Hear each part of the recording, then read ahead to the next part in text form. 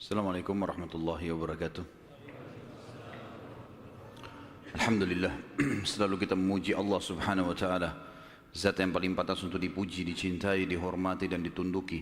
Karena memang kata kuncinya, La ilaha illallah, La ma'buda bihaqqin illallah. Tidak ada Tuhan yang berhak disembah di langit dan di bumi kecuali Allah. Dan dia telah menggantungkan segala kebutuhan kita, yang kita butuhkan untuk roda kehidupan di muka bumi dengan memuji namanya Alhamdulillah. Maka sangat wajar kalau kita selalu mengucapkan kalimat yang mulia ini.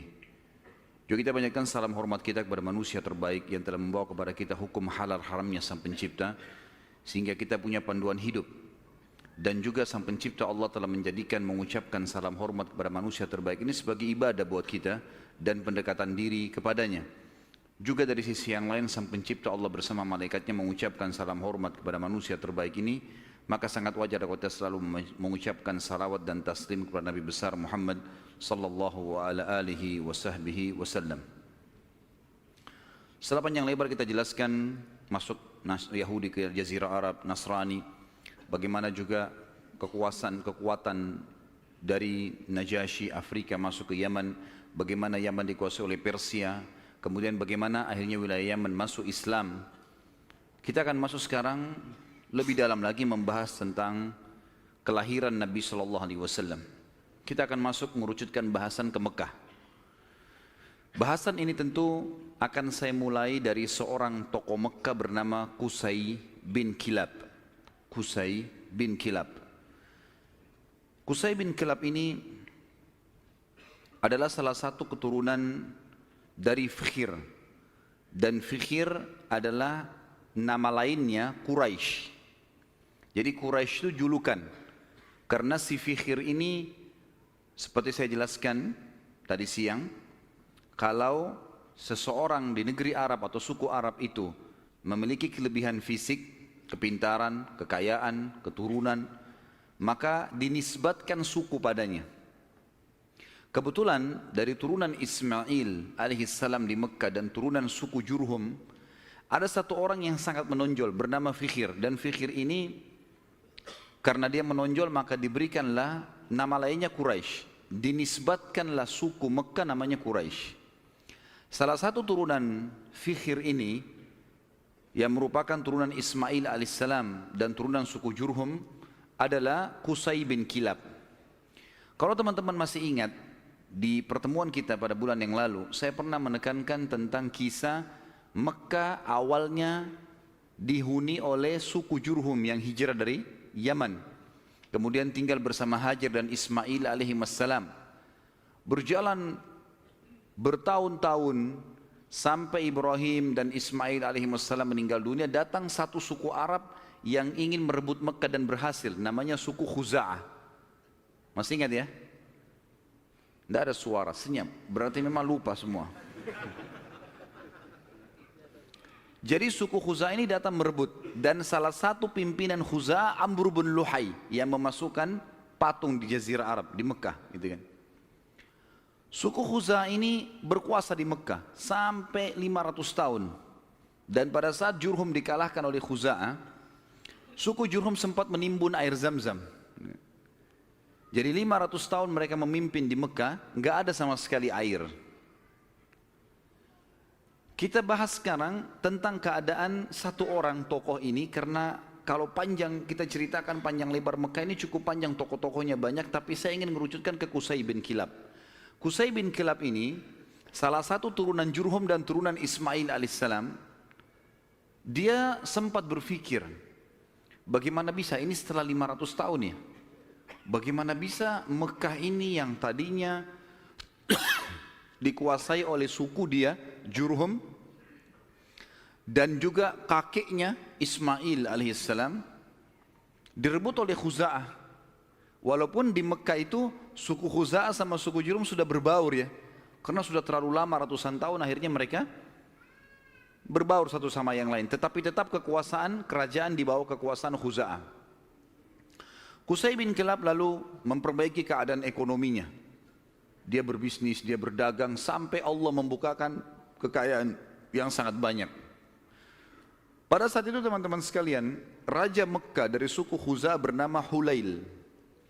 Hulail ini memiliki seorang anak wanita, anak tertuanya, terkenal dengan kecantikannya, anak raja. Qusay bin Kilab datang dan melamar. Dan pada saat itu, dia orang kaya raya, dia punya kedudukan, dihormati di Mekah. Oleh Hulail diterima lamarannya. Selama ini, kalau suku Jurhum mau melamar suku Khuza'ah selalu ditolak umumnya. Karena memang ada persaingan dari dulu gitu kan. Mereka berbaur saling transaksi, kalau berdagang, bertetangga. Tapi pernikahan tidak. Pertama kalinya dari suku Jurhum diterima lamarannya. Itu adalah Qusay bin Kilab. Oleh Hulail, kepala suku sekaligus raja, kepala suku Khuza'ah sekaligus raja Mekah. Pada saat dia menikah dengan anaknya Hulail, Qusay ini menunjukkan yang terbaik, ya. Dia patuh, dia bantu mertuanya dan seterusnya, sampai mertuanya meninggal. Waktu mertuanya meninggal, Qusay menjalankan misinya. Dia lalu mengiklankan dan menobatkan diri menjadi raja Mekah pengganti mertuanya. Orang-orang yang dari suku Khuza'ah menolak. Bagaimana bisa kau jadi raja? Raja jelas dari Khuza'ah, kamu dari Jurhum, enggak boleh gitu. Maka pada saat itu terjadi perseteruan. Sampai akhirnya Qusay meminta pertolongan dari orang-orang sesuku dengan dia dari Jurhum, dan Khuza'ah juga berkumpul. Akhirnya terbentuk dua pasukan dan terjadi peperangan besar di Mekah. Pertumpahan darah yang sangat besar dan banyak sekali korban pada saat itu. Pada saat mereka melihat korban banyak sekali teman-teman sekalian, maka tokoh-tokohnya termasuk Qusay bin Kilab dan anak-anaknya Hulail yang merupakan ipar-ipar dari Qusay sendiri, mereka akhirnya sepakat, kita harus ada penengah nih yang mengambil hukum supaya jelas siapa yang memimpin Mekah. Maka mereka akhirnya sepakat menunjuk satu orang yang dituakan di Mekah pada saat itu, dan memang umurnya sudah sangat tua. Orang ini namanya Ya'mur bin Auf. Ya'mur bin Auf, dia ditunjuk oleh orang-orang Quraisy dari Jurhum dan juga ditunjuk oleh orang-orang Khuza'ah, nunjuk, dan diambillah sumpah atas nama Allah, apapun keputusan Ya'mur harus diterima. Baiklah, Ya'mur pada saat itu umurnya 120 tahun, orang yang sangat tua dan dituakan sekali, dihormati. Datang lalu mendudukkan Qusay dan anak-anaknya Hulail. Lalu mulailah ditanya oleh Ya'mur, wahai Qusay, apa alasan anda membentuk pasukan mau merebut Mekah dari keturunan mertua anda ini, apa sebabnya? Maka Qusay mengatakan, semua kita ini tahu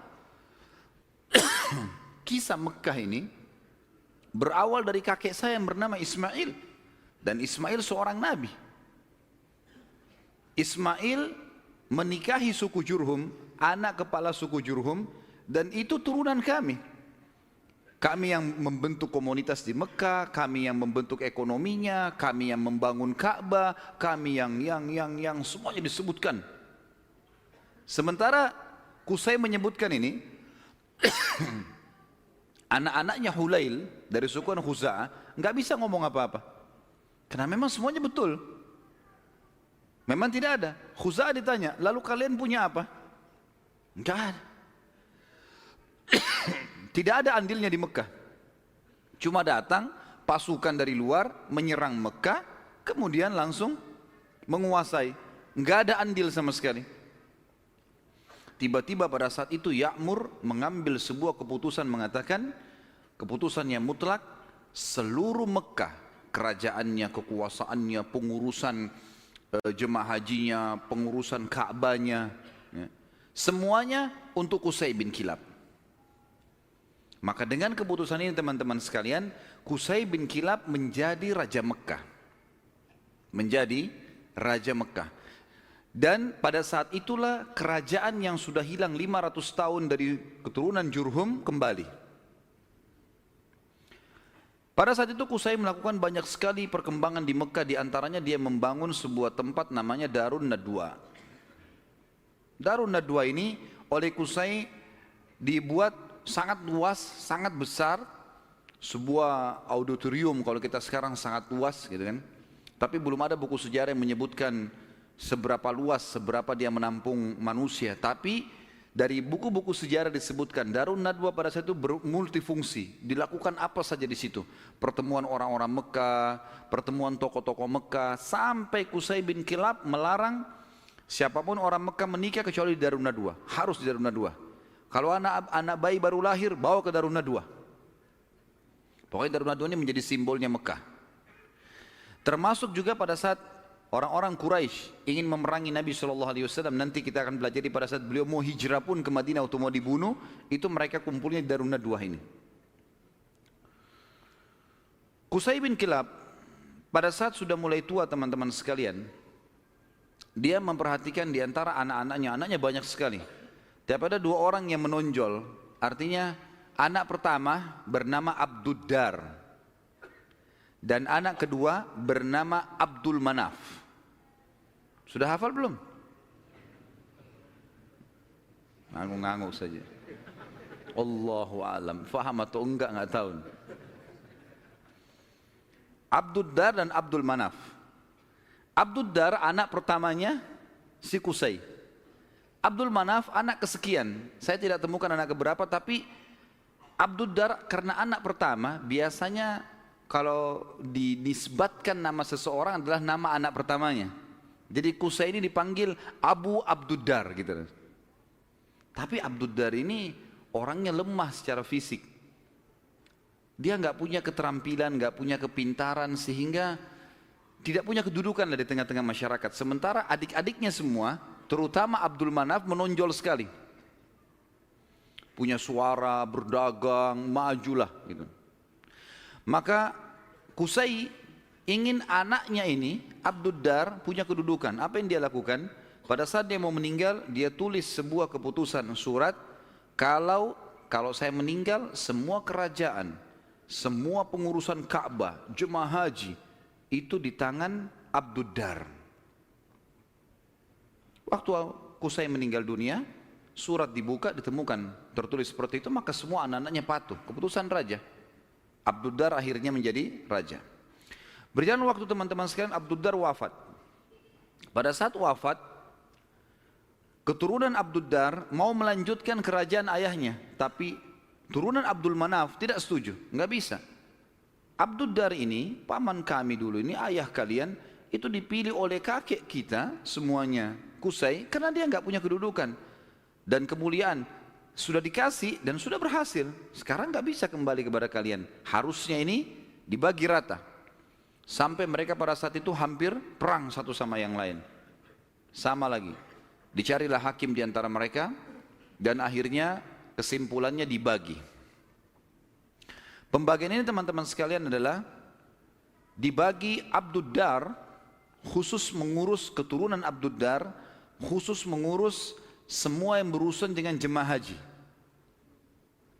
Sementara Abduddar mengambil alih pengurusan Ka'bah dan Darun Nadwah. Sementara Abdul Manaf mengurus jemaah haji. Dibagi dua. Kita akan sedikit sisipkan di sini teman-teman sekalian kisah tentang Darun Nadwah ini yang tadi dibuat. Kita tinggalkan dulu sebentar tadi sampai ke masalah sudah pembagian Mekah. Abduddar mengurus Ka'bah dan juga Darun Nadwah. Haji itu Abdul Manaf, ya. Jadi haji ini maksudnya mengurus jemaah haji, kasih minum, kasih makan. Mereka dulu sukanya begitu. Dan mereka ini terkenal dengan dermawannya. Tidak boleh jemaah haji beli makanan, beli minuman, dikasih semua gratis. Seperti itulah. Darun Nadwah ini punya kisah unik sedikit. Saya khawatir lupa, maka saya sisipkan di sini. Darun Nadwah tadi yang dibuat oleh Qusay bin Kilab dan menjadi simbol Mekah. Kisahnya sangat unik teman-teman, kisah pembeliannya dan penjualannya. Jadi ada satu orang nanti jadi sahabat Nabi namanya Hakim bin Huzam radhiyallahu anhu. Sebelum masuk Islam, Hakim bin Huzam ini suka mabuk. Masih di Mekah di masa jahiliyah. Dia bersahabat dekat dengan pemegang kuncinya Darun Nadwah. Jadi yang bertanggung jawab. dari turunan Abdiddar. Waktu lagi mabuk sama-sama, si pemilik kunci ini mabuk luar biasa sampai nggak sadar sudah. Si Hakim bin Huzam bilang, kau mau jual nggak Darun Nadwa dengan saya? Kata temannya lagi mabuk, iya saya jual. Berapa harganya? Kata si mabuk ini bilang, dengan sekendi khamr. Kasih saya sekendi khamr, ambil Darun Nadwa. Hakim pada saat itu, dia tidak semabuk temannya nih. Dia lalu mungkin panggil saksi-saksi segala macam, dikasih satu kendi khamr. Darun Nadwa ini dijual oleh turunan Abdiddar. Karena sudah ada saksi, ada terang saksi, maka selesai. Akhirnya keturunan Abdiddar kehilangan Darun Nadwa gara-gara terang saksi ini tadi. Ini Darun Nadwa teman-teman sekalian terus di tangan Hakim bin Huzam sampai beliau masuk Islam. Nabi SAW biarkan saja. Di zaman Abu Bakar dia masih hidup, zaman Umar, zaman Uthman, zaman Ali. Sampai di zaman kekhilafaannya Muawiyah radhiyallahu anhu majma'in, dinasti Umayyah yang pertama berdiri. Muawiyah anaknya Abu Sufyan. Abu Sufyan dulu tokoh Mekah kan gitu. Radhiyallahu anhu majma'in, karena Abu Sufyan juga sempat masuk Islam di pembebasan kota Mekah. Maka pada saat itu Hakim bin Huzam di zaman Muawiyah menjual Darun Nadwa. Dijual sama dia dengan harga 100.000 dinar. Mahal sebenarnya. Tapi Darun Nadwa ini kedudukannya besar di Quraisy. Muawiyah bilang, menghardik dia, hai Hakim, ngapain kau jual Darun Nadwa dengan harga 100.000 dinar? Itu bisa tidak ada nilainya. Peninggalan dari Qusay bin Kilab, gitu kan? Raja pertama Mekah setelah 500 tahun ditinggalkan oleh Jurhum, gitu. Maka kata Hakim radhiyallahu anhu, wahai Amir Mukminin, sekarang kita sudah Muslim. Penilaian mulia dan bukan mulia itu bukan dari peninggalannya Qusay bin Kilab, tapi kita pengikut Nabi Muhammad SAW. Dan saya dulu demi Allah membelinya dengan sekendi khamr. Sekarang 100.000 dinar banyak sekali. Dan Anda menjadi saksi bersama dengan seluruh muslimin yang ada di sini, kalau 100.000 dinar ini saya sedekahkan di jalan Allah. Kisahnya begitu. Jadi kisah Darun Nadwa, karena tadi kita sempat singgung, ada proses pembelian lepas dari tangan keturunan Abdiddar dan bagaimana proses penjualannya setelah itu. Tentu sekarang sudah tidak ada semuanya ini, tapi ini kisah pada saat itu. Baik, kita kembali teman-teman sekalian ke kisah kita. Abdul Manaf, tadi kan Abdiddar sama Abdul Manaf. Sekarang Abdiddar sudah kita sebutkan, diantaranya mereka menguasai Ka'bah dan Darun Nadwa. Dan sudah dijual, tinggal Ka'bah, perawatan Ka'bah, kiswahnya segala macam urusan mereka. Abdul Manaf bertanggung jawab tentang jemaah haji, kan itu. Abdul Manaf ini teman-teman sekalian punya seorang anak bernama Hashim. Hashim ini punya anak bernama Syaibah. Garis bawahi nama Syaibah ini. Tadi sudah makan siang belum ini? Banyak nama yang harus dihafal nih. Kita kerucutkan bahasan tentang Abdul Manaf punya anak namanya Hashim. Hashim punya anak Syaibah. Garis bawah Syaibah ini. Kita akan bahas Syaibah ini. Hashim ini ayahnya Syaibah. Waktu menikah dengan istrinya, ibunya si Syaibah, karena mulianya, ini tradisi jahiliyah dulu ya, karena kedudukan si ibunya Syaibah ini tinggi di sukunya, anak kepala suku, maka ismah itu cerai di tangannya ibunya. Ibunya bisa menceraikan suaminya, hukum dulu. Berjalan waktu, meninggal Hashim. Syaibah ini ikut sama ibunya ke perkampungan ibunya. Ada satu anaknya atau saudaranya Hashim ya. Saudaranya Hashim ini, jadi Abdul Manaf punya beberapa anak, diantaranya Hashim yang punya anak Syaibah, ada juga anaknya yang lain bernama Muttalib. Anaknya si Abdul Manaf ini. Muttalib ini namanya orang, ya. Muttalib ini datang ke perkampungan Syaibah, ibunya Syaibah tadi, lalu dia berkata kepada ibunya, ini ayahnya Hashim sudah meninggal, tapi anak ini keturunan Qusay bin Kilab, ini turunan raja di Mekah. Jangan ditinggalkan di kampung sini, ikut ke Mekah dengan saya. Siapa tahu nanti dia punya kedudukan di Mekah. Kata ibunya nggak bisa, ikut sama saya. Akhirnya kena cekcok nih, tanda kutip di sini. Maka ibunya Syaibah bilang, ini kita suruh pilih aja dia. Si Syaibah ini mau ikut siapa? Nanti kalau saya sebutin julukannya Syaibah ini baru antum bilang, oh iya itu orangnya. Kata si ibunya, pilih aja, Syaibah suruh milih. Dia mau tinggal sama saya di sini atau ikut sama anda ke Mekah? Lalu Muttalib tanya di depan ibunya, hai Syaibah, ikut sama saya ke Mekah atau kamu tinggal sama ibumu? Kata Syaibah, saya ikut sama paman saya, ikut ke Mekah. Maka masuklah, pergilah ke Mekah. Waktu itu Muttalib ini naik unta, dia membonceng di belakangnya Syaibah. Muttalib ini teman-teman dikenal di Mekah suka beli budak, ya. Maka waktu setiap hari dia datang masuk Mekah bawa budak baru. Waktu Syaibah dibonceng oleh pamannya Muttalib ini, orang-orang Mekah kira si Muttalib beli budak baru. Maka mereka bilang, Muttalib baru beli budak, di belakangnya Abdul Muttalib. Berarti hambanya si Muttalib nih. Sudah tahu nama Syaibah siapa? Yang antum kenalkan selama ini Abdul Muttalib. Namanya dia Syaibah. Jelas? Baik. 3 orang yang jawab, nggak apa-apa lah. Nasib, saya sudah teriak-teriak tapi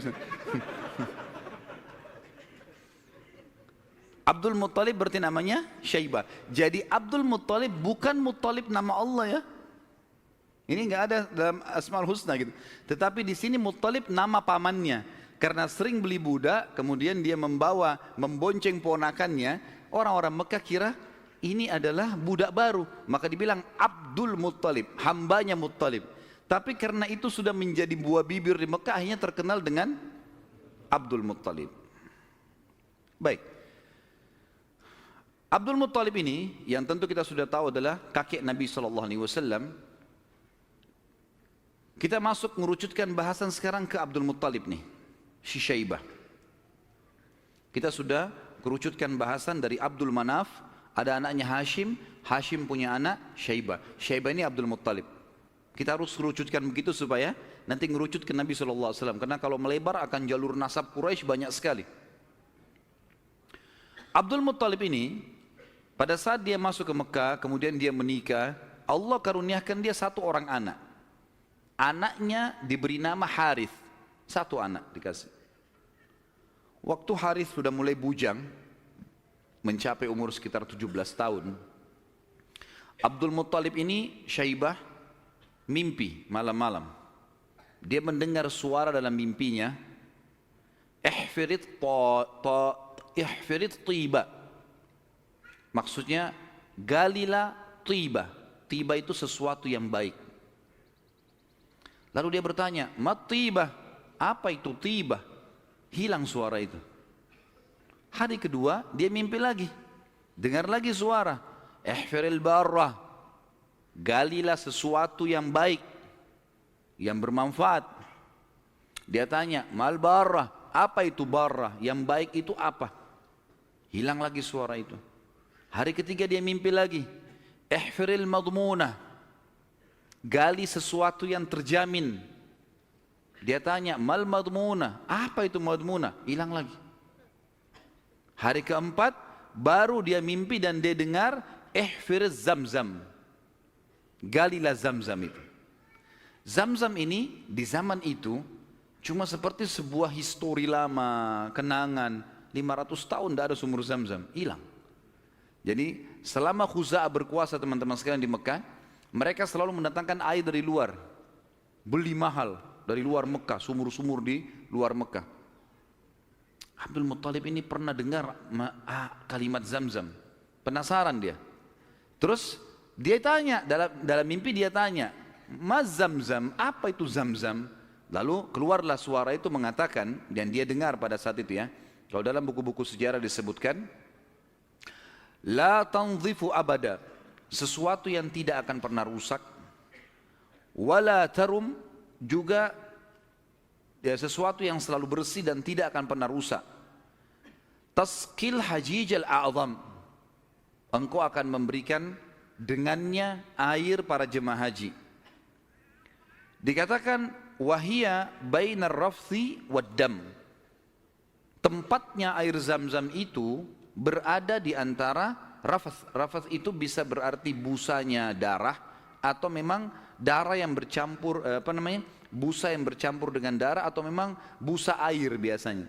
Jadi dikatakan sini ciri-cirinya adalah tempat zam-zam itu ada darah yang bercampur dengan rafath, dengan busa, kemudian bercampur sama tanah.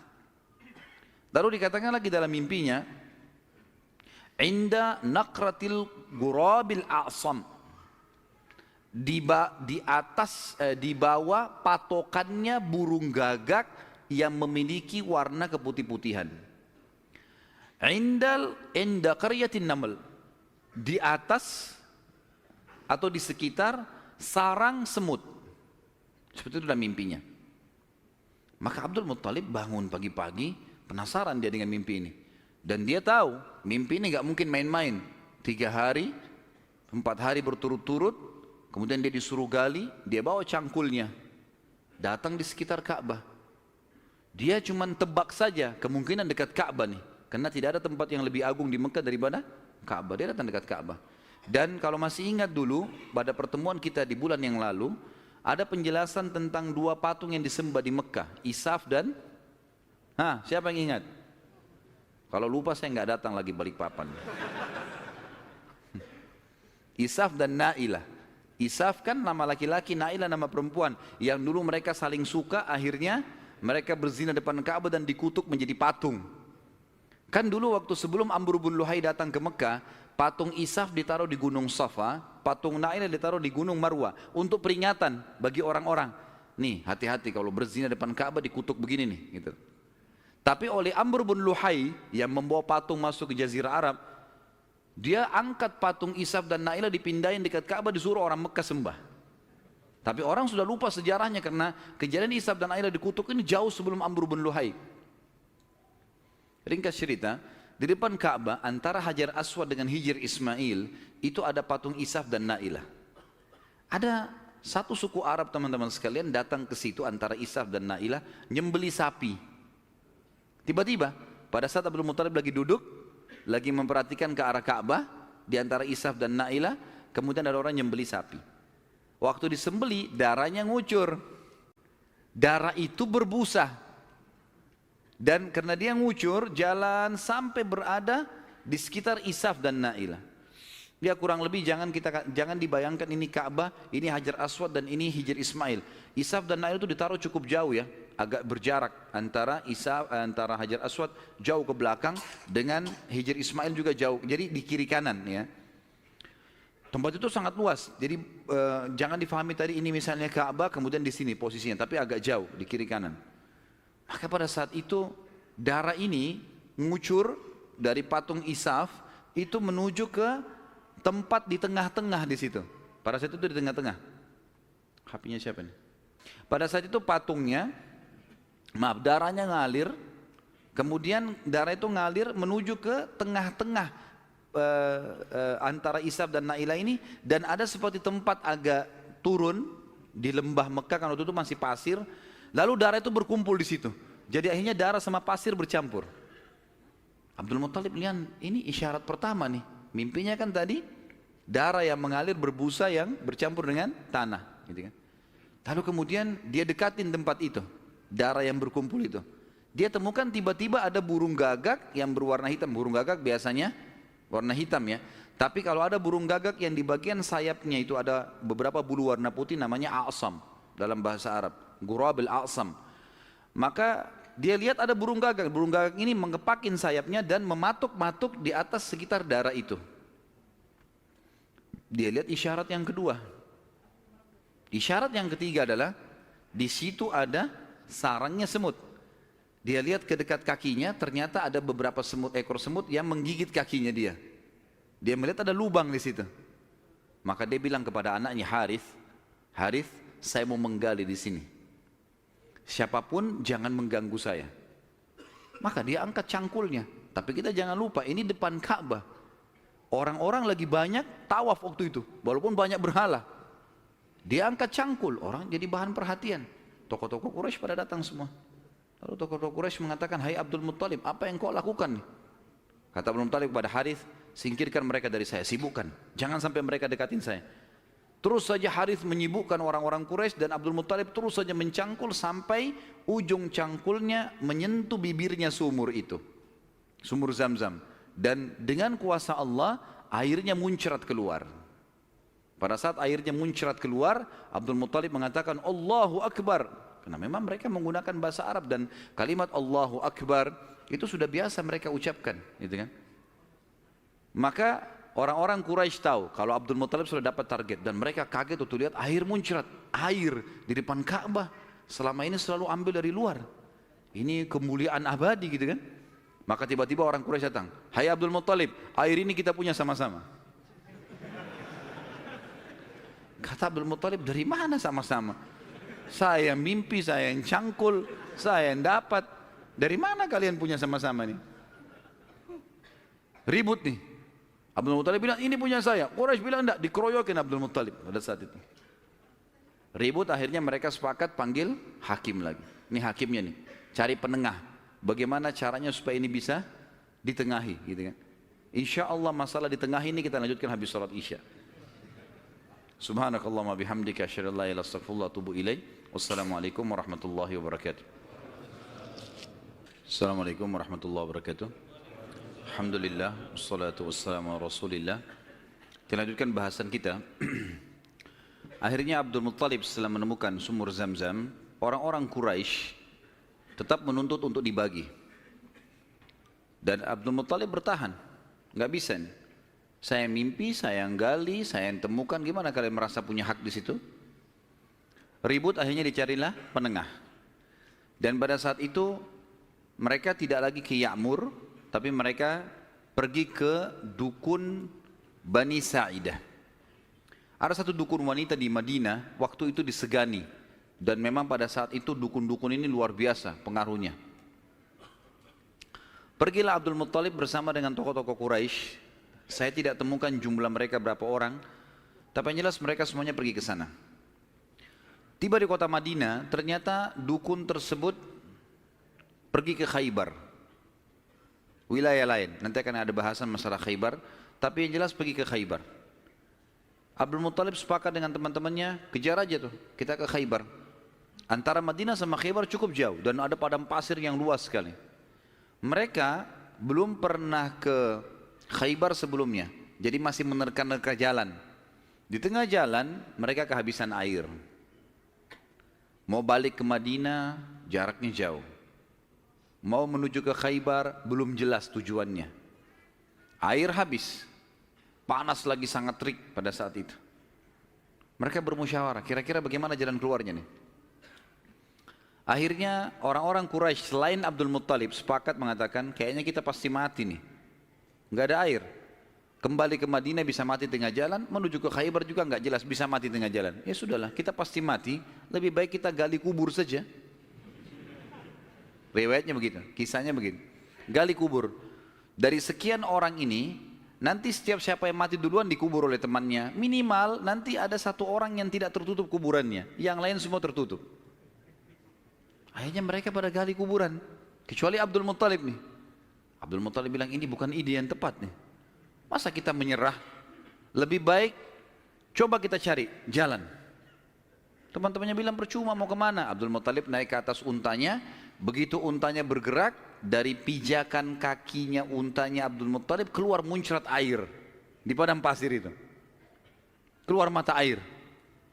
Lalu Abdul Muttalib melihat, dia turun dari untanya, dia minum airnya, untanya dikasih, lalu diajak teman-temannya, ayo nih ada air minum. Teman-temannya heran, di padang pasir ada air. Maka akhirnya mereka sepakat mengatakan, demi Allah yang telah memberikan, demi Allah sungguh ya, yang telah memberikan air kamu di sini, Allah Subhanahu wa taala, dialah yang telah memberikan kamu air Zam-Zam. Zam-Zam punya kau, hai Abdul Muttalib. Gara-gara ini akhirnya Zam-Zam jadi miliknya Abdul Muttalib. Dan Abdul Muttalib keturunan dari Abdul Manaf. Sementara memang dasarnya Abdul Manaf tadi sudah saya jelaskan, mereka bertugas memberikan makanan dan minuman jemaah haji. Sehingga sekarang mereka tidak perlu lagi mengambil air dari luar, tapi mereka sudah punya mata air Zam-Zam. Dan sebagian ahli sejarah menanggapi mengatakan, Allah yang maha tinggi dan maha pemurah memudahkan mata air Zam-Zam ditemukan kembali oleh Abdul Muttalib, karena memang suku ini dari turunan Abdul Manaf bertugas untuk memberikan minum dan makan jemaah haji. Maka karena itu Allah Subhanahu wa taala kasih. Makanya tadi dalam salah satu perkataan dan pernyataan dalam mimpi, Tasqi Hajijal A'zam, engkau akan memberikan minum jemaah haji yang banyak, gitu kan. Jadi bukan karena Abdul Muttalibnya, tapi karena memang waktu itu diberikan untuk jemaah haji umumnya. Baik, baliklah Abdul Muttalib ke Mekah, dan akhirnya pada saat itu Abdul Muttalib dinobatkan secara tidak langsung sebagai Raja Mekah. Kenapa saya katakan tidak langsung? Karena pada saat itu Quraisy sepakat di Mekah itu semua kepala suku bisa memimpin. Bisa memimpin. Tidak harus fokus ke turunan Abdul Manaf atau Abdul Dar, tapi mereka Abdul Manaf, Abdul Dar ini mereka yang memegang Ka'bah, memegang urusan haji dan jemaah haji, minum dan makannya ini. Tapi pasukan segala macam ini boleh dari mana saja. Tapi dengan kejadian Abdul Muttalib menemukan air Zam-Zam, maka terkerucut lagi masalah orang-orang Mekah. Karena tadi setelah Abdul Dar meninggal, kan kita sudah bilang tadi, kan pecah ya. Abdul Dar kan jadi raja pengganti ayahnya Qusay. Tapi setelah Abdul Dar mati, ribut anak-anaknya, akhirnya tidak ada raja. Setelah kejadian air Zam-Zam, secara tidak disadari Abdul Muttalib ditunjuk menjadi raja. Dan inilah sebabnya waktu kita jelaskan tadi masalah pasukan gajah yang datang, Abdul Muttalib kan menjadi raja pada saat itu. Dan menjadi raja justru karena menemukan mata air Zam-Zam ini.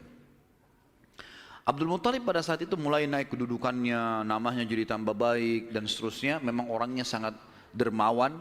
Semua orang boleh minum air Zam-Zam tapi melalui izin dia. Tapi tidak bayar, gitu kan? Dikasih semuanya. Abdul Muttalib mulai berpikir, waktu dia tadi punya anak satu, namanya Harith. Masih ingat nggak? Wah, ngaku-ngaku aja. Baiklah, saya terima. Anaknya tadi satu, Harith, yang disuruh jaga sama dia waktu dia mencangkul kan. Baiklah, si Harith dia pikir, waktu saya tadinya punya anak satu nih, kayaknya kerepotan, gak ada yang bisa bela dia. Dan seorang raja, salah satu kebanggaannya kalau punya keturunan banyak. Maka dia pada saat itu berazam, bernazar ya, kalau Allah memberikan dia anak laki-laki yang banyak, jumlahnya mencapai 10, dia akan menyembeli salah satunya, dikorbankan di depan Ka'bah untuk Allah. Gak ada dalam syariat Nabi Ibrahim alaihissalam. Ini ijtihadnya, upayanya Abdul Muttalib. Subhanallah, berjalan waktu, istrinya melahirkan, punya anak 16. Anaknya Abdul Muttalib 16, 10 laki-laki, 6 perempuan. Laki-laki yang 10 ini, yang paling pertama tentu ada namanya Harith ya. Kemudian ada, jadi dari 10 ini kita bagi 6 ini meninggal sebelum masa kenabian, 4 mendapatkan masa kenabian. Dari 10 anak Abdul Muttalib yang laki-laki, ada 6 yang meninggal sebelum fase kenabian, sebelum penobatan Nabi SAW menjadi Nabi. Ini paman-paman Nabi semua ya. Dan ada 4 yang mendapatkan fase atau masa kenabian. 6 orang yang tidak dapat masa kenabian ini tentu dimulai dari Harith tadi, anak pertamanya Abdul Muttalib. Kemudian tentu ada beberapa nama ya, saya sebutkan Harith, Dirar, Hijir, Muqaddam, Zubair. Dan yang keenam Abdullah, ayahnya Nabi SAW. Abdullah ini sebenarnya anak paling bungsu dari Abdul Muttalib, anak ke-10. Anak ke-10 dari 10 anak laki-lakinya ya. Maka 6 orang ini meninggal sebelum masa kenabian. Harith, Dirar, Hijir, Muqaddam, Zubair dan Abdullah. Dan ada 4 orang hidup sampai masa kenabian. 2 beriman, 2 kafir. Yang beriman adalah Hamzah dan Abbas radhiyallahu anhuma. Ini sempat beriman pada Nabi SAW dan mulia. Hamzah bahkan menjadi pimpinan para syuhada, mati syahid mulia di perang Uhud. Dan Abbas hidup sampai setelah Nabi SAW meninggal pun, sampai di zaman Khilafah Umar. Ya, kan? Kemudian ada dua yang hidup di masa kenabian tapi kafir, enggak beriman. Abu Talib dan Abu Lahab. Ya. Abu Talib ini nama lainnya dia Abdul Manaf. Diambil dari nama kakeknya, tapi terkenal dengan Abu Talib. Abu Lahab julukan namanya Abdul Uzzah. Dan kita tahu surah Al-Masad turun pada Abu Lahab ini. Ya. Paman Nabi SAW, benci sekali dengan Nabi, benci dengan dakwah. Nanti akan kita ceritakan kisahnya di pertemuan akan datang. Yang jelas ini 10 orang anak laki-laki Nabi SAW. Kemudian ada 6 orang anak perempuan. Yang pertama Sofiyah. Sofiyah ini ibunya Zubair bin Awam radhiyallahu anhu. Dan Sofiyah nanti akan kita ceritakan kisahnya luar biasa, pemberani perempuan ini. Dan dia mendidik Zubair bin Awam dengan sangat tegas. Jadi kalau dia jalan, dia membawa Zubair, dia latih di tempat gelap, sengaja dia diam. Kalau Zubair nangis ditinggalin, dibiarin. Karena mau dilatih. Orang-orang semua pada hardik, hai Sofia, kenapa kau gitu kan anakmu? Saya mau dia jadi pemberani. Dan betul-betul jadi pemberani Zubair. Zubair itu di peperangan-peperangannya, kalau teman-teman ikuti ceramah saya di YouTube, ada serial sahabat di antara Zubair bin Awam itu luar biasa. Kalau pasukan lagi berhadapan, dia maju ke depan musuh. Jadi musuh di depan ini, kemudian dia di depannya. Tunggu takbir di belakang, dia serang duluan, sendirian. Luar biasa beraninya, radhiyallahu anhu. Ibunya namanya Sofia, tante Nabi SAW. Dan ini sempat masuk Islam di tangan Nabi SAW. Kemudian ada Ummu Hakim, ada Atiqah, ada Umaymah, ada Arwah dan Bar. Kita masuk sekarang ke masalah, kembali ke mana Abdul Muttalib. Abdul Muttalib ini anak terakhirnya yang ke-10 adalah Abdullah. Dan itu ayah Nabi SAW. Abdul Muttalib kan tadi sudah saya bilang dia nazar, kalau punya 10 anak laki-laki, dia akan korbankan salah satunya kan.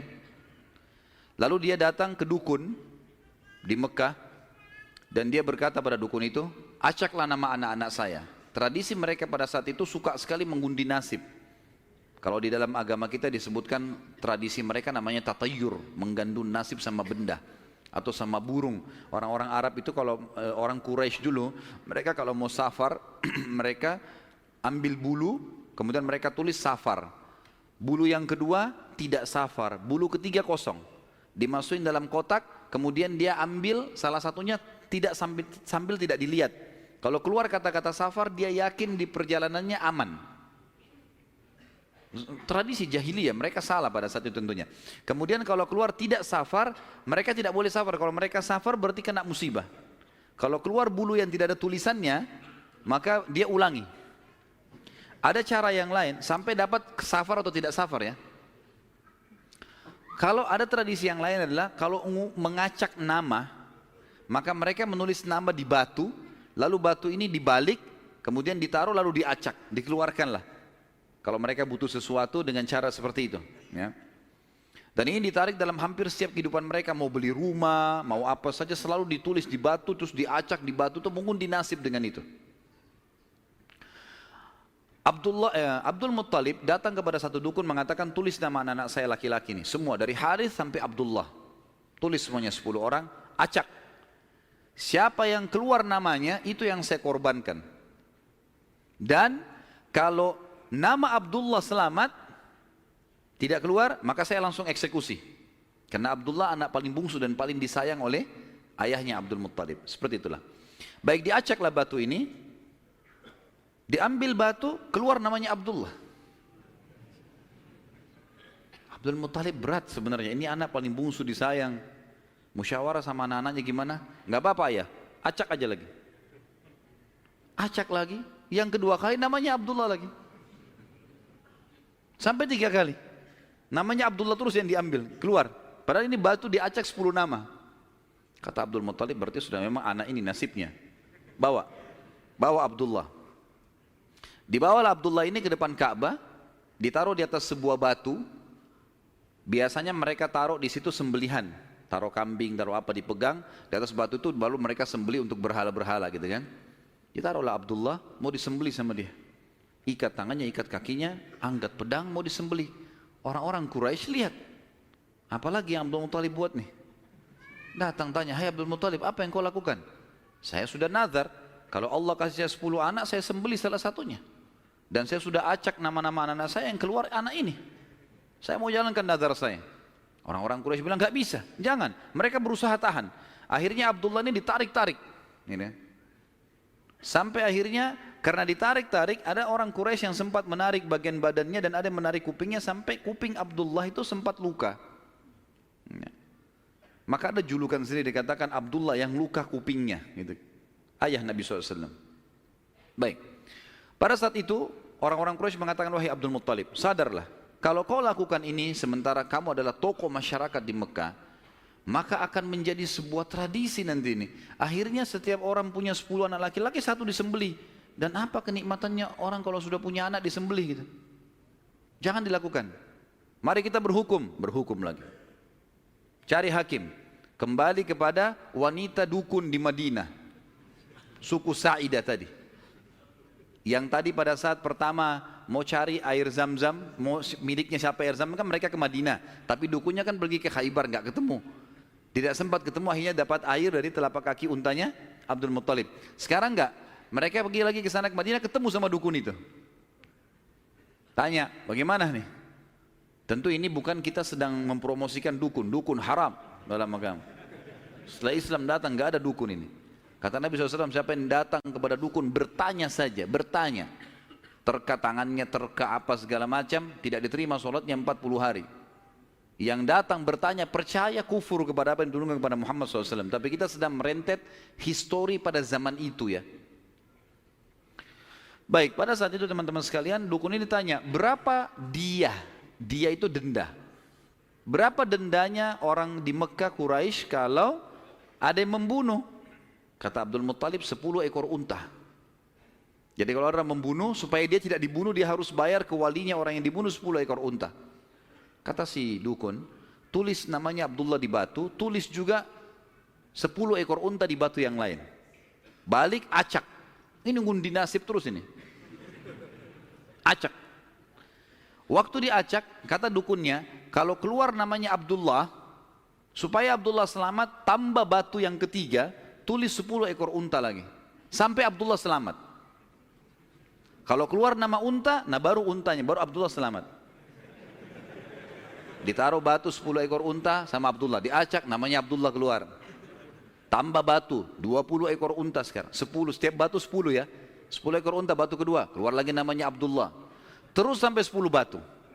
Sampai akhirnya ada 10 batu, semuanya tertulis 10 unta, satu namanya Abdullah. Waktu diacak setelah 10, diangkat keluar namanya Abdullah. Dan ini pastilah 10 batu semuanya unta, gitu kan. Semestinya secara rasional gitu ya. Tapi ini pada saat itu keyakinan orang. Abdul Muttalib bilang, saya nggak percaya, saya belum puas nih. Coba acak lagi, diacak lagi, diambil unta sampai 3 kali. Kata Abdul Muttalib, baiklah. Kalau begitu saya akan sembelih itu 100 ekor unta. 100 ekor unta. Karena setiap batu 10, ada 10 batu, maka 100 ekor unta. Pada saat itu akhirnya dengan kejadian ini Abdullah selamat dari sembelihan atau dikurbankan. Dan Nabi SAW berkata dalam sebuah hadis, Ana ibnu Zabihain. Saya keturunan dari 2 orang yang hampir disembelih. Ismail alaihissalam oleh ayahnya Ibrahim dan Abdullah oleh ayahnya Abdul Muttalib. Baik, berjalan waktu teman-teman sekalian, Abdullah tumbuh besar dan mulai menjadi seorang pemuda yang cerdas, yang pintar, membantu ayahnya. Maka oleh Abdul Muttalib dinikahkan, dan dinikahkan oleh seorang wanita yang bernama Aminah. Dan Aminah dari turunan Abdul Manaf juga, jadi satu jalur, masih sepupu dengan Abdullah. Hanya saja dari Aminah ini, dari paman-pamannya Aminah itu dari penduduk asli Madinah, dari Aus dan Khazraj, dari suku Ansar di Madinah. Maka Nabi SAW di sini memiliki jalur dari 2 kota suci, Mekkah dan Madinah. Pada saat sudah selesai melahirkan, baru menikah, beberapa hari kemudian ada tanda-tanda kehamilan di Aminah. Kemudian Aminah pun sempat melihat di dalam mimpinya pada saat akan melahirkan atau pada saat hamil besar, melihat dalam mimpinya ia bermimpi bayi dalam kandungannya ini menyebarkan cahaya, dan cahaya itu menyebar ke seluruh muka bumi. Sebagian athar menyebutkan sampai ke Busra. Busra ini wilayah Irak sana, wilayah Persia gitu. Dan dia juga mimpi mengucapkan dalam mimpinya kalimat u'idzuhu billahil azim min kulli syarrin wa min kulli ainin wa min kulli hasid. Wa min kulli hasid. Tidak ada kata-kata ainnya. Artinya aku berlindung kepada Allah yang Maha Agung untuk bayi ini dari semua keburukan dan iri dengki orang lain. Berjalanlah hamil tersebut. Pada saat berumur beberapa bulan, ada sebagian ahli sejarah menyebutkan sekitar 6 bulan hamilnya Aminah di Nabi SAW dalam kandungan beliau, maka meninggallah Abdullah. Maka Nabi SAW jadi yatim sebelum lahir. Setelah itu Nabi SAW lahir, yang paling banyak dinukil oleh para ahli sejarah 12 Rabiul Awal di tahun gajah.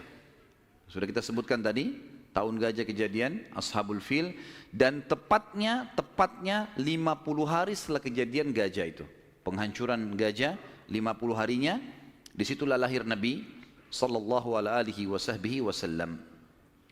Ada yang perlu kita sebutkan teman-teman sekalian, walaupun sebenarnya menyebutkan ini bukan berarti Nabi SAW membutuhkannya, tidak sama sekali.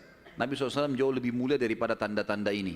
Tapi pada saat beliau lahir, ternukillah di Mekah, di Madinah, beberapa kejadian yang memang ahli sejarah angkat. Yang pertama, kejadian yang unik pada saat Nabi SAW lahir adalah terlihatnya bintang Ahmad namanya. Apa itu bintang Ahmad? Orang-orang Yahudi yang ada di Madinah itu meyakini kalau Nabi terakhir yang mereka tunggu di Madinah keluar itu, kalau dia lahir akan kelihatan bintang yang mereka istilahkan dengan bintang Ahmad, dan mereka mengukir-ngukir bintang itu sesuai dengan keterangan dari Taurat. Seperti itulah pemahamannya pada saat itu. Allahu alam tentang masalah kebenaran masalah bintang ini, tapi yang jelas kebenaran bintang itu bisa dipercaya atau tidak, karena kita dalam Islam taunya bintang nggak boleh dipercaya gitu kan. Tapi ini pada saat itu dinukil oleh Hassan ibn Thabit radhiyallahu anhu, penyair Nabi SAW. Kebetulan umurnya dia beda 7 tahun dengan Nabi SAW. Beliau mengatakan setelah masuk Islam, setelah Nabi SAW hijrah ke Madinah, beliau mengatakan pada hari Nabi SAW lahir, aku kebetulan berada di salah satu benteng Yahudi, dan naiklah di malam hari kebetulan salah satu pendeta Yahudi lalu teriak dengan suara keras, wahai Yahudi, hai sekalian kaum Yahudi, sungguh telah terlihat pada malam ini bintangnya Ahmad, dan tidak terlihat kecuali pada saat ia lahir. Dan menurut Hassan ibn Thabit radhiyallahu anhu, memang umurnya beda 7 tahun dengan Nabi SAW, dan pada hari itu memang hari kelahiran baginda Nabi SAW. Yang kedua dinukil oleh para ulama tentang masalah kejadian-kejadian unik adalah Nabi SAW pada saat lagi Aminah melahirkan, maka dikatakan melahirkan tanpa ada rasa kesulitan sedikit pun, jadi sangat mudah. Bahkan sebagian athar menyebutkan Aminah tidak dibantu oleh orang. Tiba-tiba Nabi SAW keluar begitu saja. Dan yang ketiga, pada saat lahir, maka Nabi SAW dalam kondisi mengangkat kepalanya ke langit, seakan-akan orang yang sedang berdoa. Yang keempat, Nabi SAW lahir dalam kondisi sudah terkhitan. Sudah terkhitan. Yang kelima, Nabi SAW lahir juga tanpa terbebani lagi dengan sisa tali pusar. Udah nggak ada. Lahir sudah terkhitan, ya, lahir sudah tidak ada tali pusarnya. Sampai poin di sini, sampai poin kelima ini, 4 poin ya, karena poin pertama tadi itu kejadian di Madinah. Jadi 4 poin ini, Aminah melahirkan dengan sangat mudah, Nabi SAW seperti berdoa ke langit, kemudian terkhitan, kemudian tali pusarnya sudah terlepas. Maka Abdul Muttalib, kakeknya, bangga sekali datang, sangat senang pada saat itu. Dia berkata, sungguh pada cucuku atau anakku ini ada perkara besar. Lalu Abdul Muttalib pun membawa bayi Nabi SAW ke Ka'bah saat baru lahir, dan ia yang memberi nama Muhammad. yang memberi nama Muhammad. Baik, ada sedikit rahasia masalah nama Muhammad ini. Perlu teman-teman tahu, nama Muhammad sebelum Nabi Muhammad SAW tidak dikenal oleh orang-orang Arab. Gak ada satupun orang Arab bernama Muhammad pada saat itu, belum ada. Terus dari mana nama ini? Kok Abdul Muttalib bisa berikan nama cucunya? Ada kisahnya. Jauh sebelum lahir Nabi SAW, Abdul Muttalib pernah jalan-jalan ke negeri Syam bersama dengan 3 orang sahabatnya. Yang pertama Sulaiman bin Mujazi', salah satu kepala suku di Mekah. Yang kedua Hulayla bin Hajij. Dan yang ketiga Himran bin Rabi'ah. 3 orang ini bersama Abdul Muttalib, 4 orang ini pergi ke negeri Syam. Pas tiba di negeri Syam, ada salah satu pendeta Nasrani menemui mereka lalu berkata, kalian dari mana? Kata Abdul Muttalib, dari Jazirah Arab. Dari mana tempatnya? Dari kota Mekah. Kata pendeta itu, dari kota kalian nanti akan keluar Nabi terakhir. Dan Nabi terakhir itu bernama Muhammad. Kata Abdul Muttalib, dari mana engkau tahu itu semua? Dia bilang, dari kitab kami. Dalam Injil disebutkan. Namanya Muhammad. Maka keempat orang ini bertekad pada saat itu untuk memberikan nama kalau mereka dikaruniai anak setelah itu atau cucu, Muhammad. Dan dari 4 orang ini, pada saat balik ke Mekah, orang yang pertama mendapatkan cucu laki-laki adalah Abdul Muttalib. Itulah Nabi Muhammad SAW. Maka dia pun mengangkat bayi Nabi SAW lalu keliling di dekat Ka'bah lalu mengatakan, anak ini memiliki perkara yang besar. Aku memberikan nama Muhammad. Aku memberikan nama Muhammad. Terus dia mengucapkan kalimat itu. Kemudian selanjutnya teman-teman sekalian, yang keenam adalah goncangnya istana Kisra di Persia. Dan rubuhnya 14 teras istananya. Jadi ada teras-terasnya istana itu rubuh semua tanpa sebab. Rusak semuanya. Pada saat melihat kejadian tersebut, Kisra sempat khawatir. Lalu dia bertanya kepada para peramal-peramalnya lah, dukun-dukunnya segala. Maka mereka pun menjawab, goncangnya istana disebabkan karena hari ini lahir seseorang nabi. Dan runtuhnya 14 teras ini menandakan terdapat 14 raja Persia. Tinggal 14 orang saja. Selebihnya sudah runtuh kerajaan ini. Maka sempat Kisra bilang, 14 raja masih lama. Kalau satu raja punya 1100 tahun umurnya, berarti 1400 tahun. Tapi tanpa disadari oleh Kisra, para ahli sejarah muslim menukil, tanpa membenarkan ramalan ini ya, kita bukan membenarkan. Karena ramalan itu semua, kalaupun bertepatan, karena mereka mencuri, syaitan mencuri berita dari langit. Bukan karena mereka tahu. Sebagaimana dijelaskan dalam ada hadits Nabi SAW. Dan ternyata setelah Kisra, yang pada saat Nabi SAW lahir itu ada, anak-anaknya berselisih pendapat dan dalam waktu 4 tahun saja, terjadi penggantian 10 orang Kisra. Mati semua, saling membunuh satu sama yang lain. Ya, dan puncaknya yang terakhir adalah yang ke-14 meninggal di zaman Umar radhiyallahu anhu. Pada saat Umar menembus wilayah Persia. Yang ketujuh, padamnya api sesembahan kaum Majus. Jadi ada api yang disembah di beberapa titik di negeri Persia. Jadi mereka buat api besar dan api itu selalu disembah, tiap hari mereka sembah. Pada saat Nabi SAW lahir, api itu tiba-tiba mati. Dan mereka berusaha menyalakan, tidak bisa. Selamanya mati. Sampai Persia pada saat itu seluruh Persia yang menyembah api, apinya mati semua, nggak ada. Mereka mau coba nyalakan sampai runtuhnya di zaman Umar bin Khattab, nggak ada api mereka. Nggak bisa lagi mereka nyalakan api untuk disembah ya. Nggak bisa lagi mereka nyalakan. Setiap kali di wilayah Persia dinyalakan api, mati, padam. Mereka cuma pakai masak, misalnya di situ padam. Nggak bisa sama sekali. Yang kedelapan, hanyutnya air sungai Sawa. Sungai Sawa ini teman-teman sama dengan sungai Gangga sekarang di India. Di kultus dianggap ini sungai apalah, keramat lah dan seterusnya, gitu kan. Maka orang-orang Persia meyakini sungai Sawa ini adalah sesuatu yang luar biasa. Kalau ada yang mati, mereka bakar, lalu mereka lempar debunya di situ, airnya diambil, dianggap suci, apalah segala macam. Subhanallah, karena sungai ini selalu ditaruh tumbal segala macam. Waktu Nabi SAW lahir, air sungai ini hilang. Nggak ada airnya sama sekali, kering. Sampai sungai Sawa dilupain udah, nggak ada lagi sungai. Namanya memang sungai Sawa. Yang ke-9, dan ini agak sedikit kita titik beratkan adalah kisah Halimah As-Sa'diyah. Tradisi orang Arab dulu teman-teman sekalian, terutama orang-orang Quraisy, setiap bayi lahir, selalu dititipkan untuk disusui dan dibesarkan selama 2 tahun di luar kota Mekah, tepatnya di padang pasir. Ada alasan kenapa mereka titipkan anak-anak mereka ke padang pasir sama orang-orang Badui. Yang pertama, agar bahasa Arab fusha anak-anak mereka terjaga. Apa itu bahasa Arab fusha? Bahasa Arab ada 2 macam. Ada bahasa Arab fusha, bahasa aslinya bahasa Arab, dan itu Al-Quran dalam bahasa fusha.